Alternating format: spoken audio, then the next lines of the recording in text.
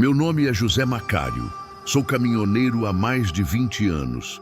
Todas as semanas eu cruzava a BR-110, sempre rumo à capital baiana. Conhecia aquela estrada como a palma da minha mão, ou pelo menos achava que conhecia.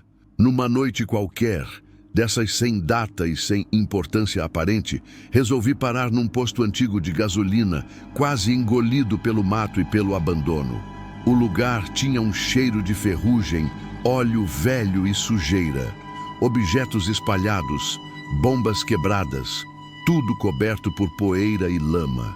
De longe vi uma multidão reunida. No meio deles, um corpo estendido no chão. Não cheguei perto, fiquei observando à distância. A única coisa que consegui distinguir foi a calça do homem. Tinha uma cor estranha, aveludada, destoava de tudo ao redor. Aquilo me deu um arrepio que não soube explicar. Estacionei o caminhão um pouco afastado e entrei no bar do posto. Fui atendido por um homem de meia idade, rosto cansado, olhar vazio. Perguntei ao dono do bar o que tinha acontecido. Ele respondeu, seco, que o homem deitado lá fora estava passando mal. Só isso. Comprei uma carteira de cigarro, voltei para o caminhão e segui viagem. Pouco depois, a chuva começou. Forte, daquelas que fazem o mundo desaparecer atrás do para-brisa. A noite ficou ainda mais escura, pesada. Eu sabia que não podia parar. Aquela região era conhecida por assaltos e os relatos não eram poucos. Foi então que, ao contornar uma curva, vi um homem se abrigando debaixo de uma estrutura à beira da estrada. Ele acenou com a mão, pedindo carona. No primeiro momento, não quis parar. Algo dentro de mim gritava para seguir em frente, mas a chuva, a solidão da estrada, fiquei com pena. Parei. Ele se aproximou e pediu carona até a cidade mais próxima. Olhei em volta. Não passaria outro carro tão cedo. Acabei deixando ele subir. Seguimos viagem por um longo tempo. O homem quase não falava. Eu puxava assunto. Ele respondia com monossílabos. De vez em quando, eu percebia pelo canto do olho que ele me encarava fixamente. Quando eu virava o rosto, ele desviava a atenção. Aquilo me incomodava demais. Em certo momento, a luz do painel iluminou melhor o passageiro. E foi aí que senti o gelo subir pela espinha. A calça que ele usava era da mesma cor, o mesmo tecido aveludado que eu tinha visto horas antes, no corpo estendido no chão daquele posto abandonado. Meu coração disparou. O ar ficou pesado dentro da cabine. Tentei falar, mas a voz não saiu. Quando criei coragem e virei o rosto de vez para encará-lo, o banco ao meu lado estava vazio. Pisei no freio com tudo. O caminhão quase rodou na pista molhada. Olhei em volta, chamei e gritei. Ninguém, só a chuva, a estrada, a noite. No dia seguinte, já na cidade, ouvi no rádio a notícia. Um homem havia sido encontrado morto naquele posto antigo da BR-110, vítima de um mal súbito. Diziam que ele tentou pedir ajuda, mas não conseguiu. Desde aquela noite, eu não dou mais carona naquela estrada. E toda vez que a chuva aperta e a noite escurece demais, eu juro que ainda sinto alguém me observando do banco ao lado.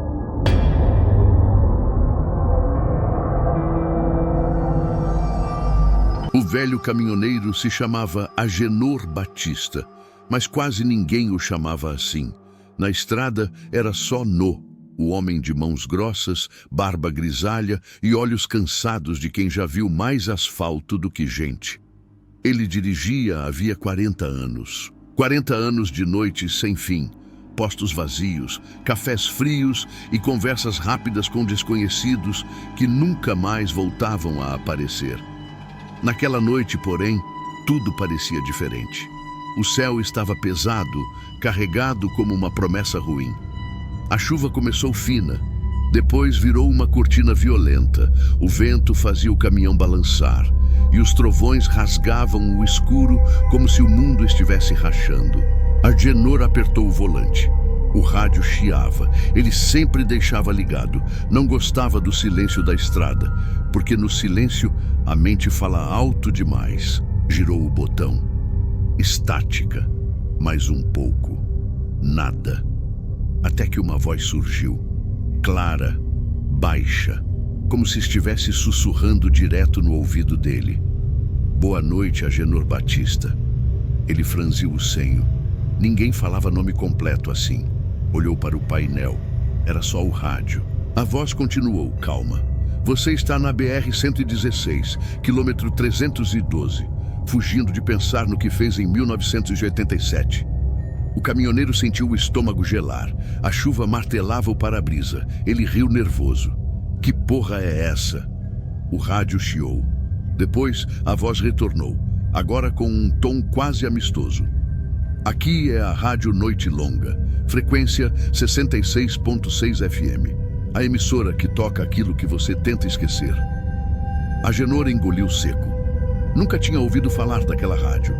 Tentou mudar de estação. Nada, só estática. E aquela frequência. Isso é brincadeira. Alguém tá me zoando. Você ainda guarda a carta da Lúcia na carteira dobrada 3 vezes, mesmo sem nunca ter respondido. O caminhoneiro freou levemente. O caminhão deslizou um pouco na pista molhada. O coração dele disparou. Ele levou a mão ao bolso. A carta estava lá. Ninguém sabia disso. Ninguém.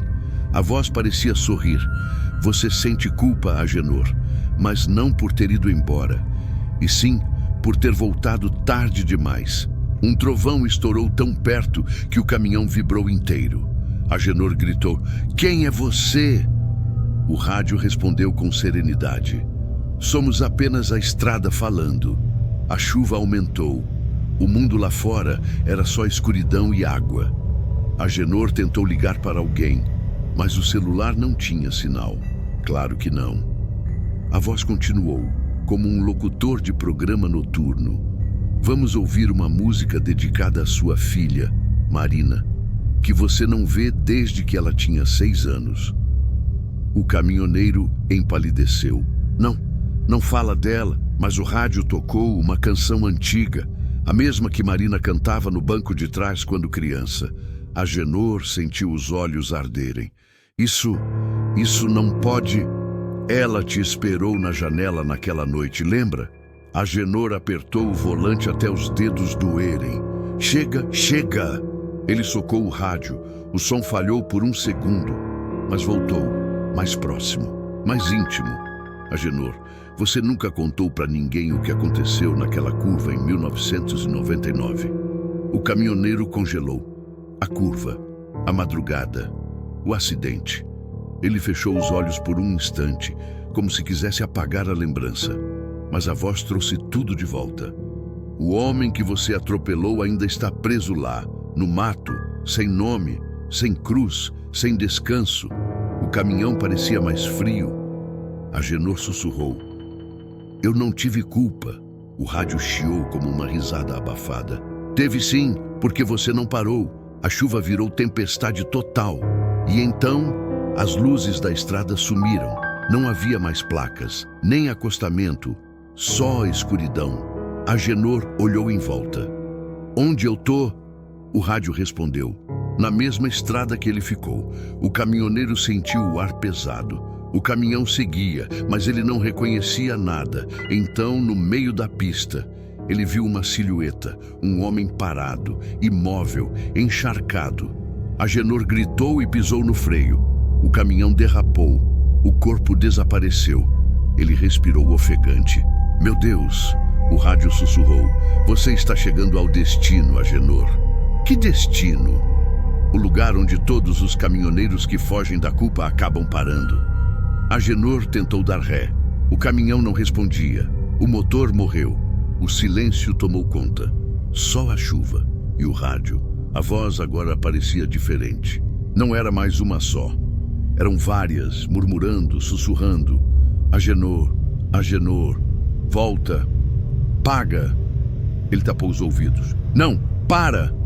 A rádio anunciou como um programa de encerramento.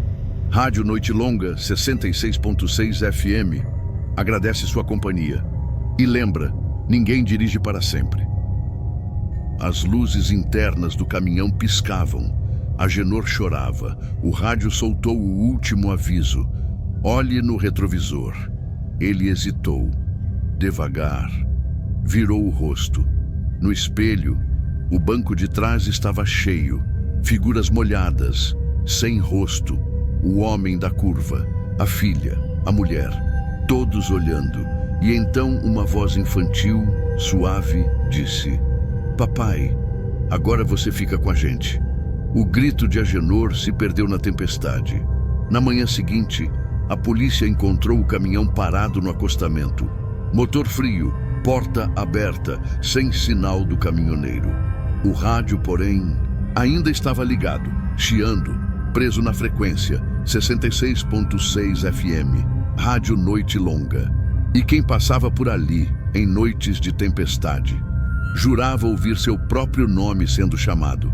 Desde então, caminhoneiros evitam aquele trecho quando chove, porque em noites de tempestade, o rádio liga sozinho, e a primeira coisa que se ouve não é uma música, é o nome de quem está ao volante.